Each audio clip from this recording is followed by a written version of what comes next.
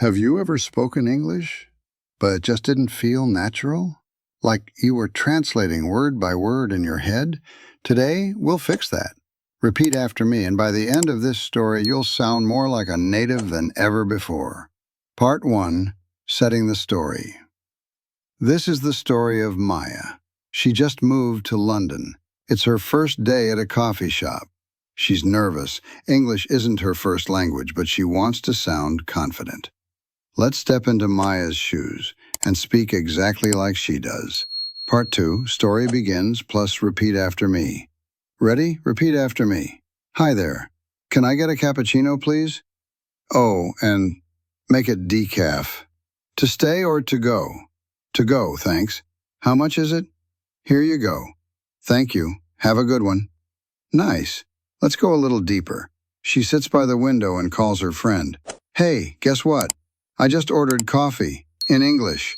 I was super nervous, but I did it. They understood me. I sounded fluent. Step 1 complete. You're doing amazing. Now, let's speak it a little faster. Native speed. Ready? Let's repeat the full storylines again, naturally. Hi there. Can I get a cappuccino, please? Oh, and make it decaf? To go, thanks. Here you go. Thank you. Have a good one. That's how you build fluency. Not with grammar rules, but by living the language. Part 3, mini challenge. Now it's your turn. I'll say it once. You try to say it before I do the repeat. Ready? Can I get a cappuccino, please?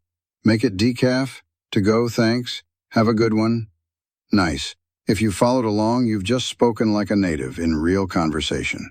Fluency doesn't come from knowing every word. It comes from using real sentences in real situations with real repetition. And guess what? You just did that. So don't stop here. Repeat this video again tomorrow. Your brain will thank you. Want more real-life stories like this? Hit that subscribe button and turn on the bell. Let's talk fluently. One story at a time. See you in the next one.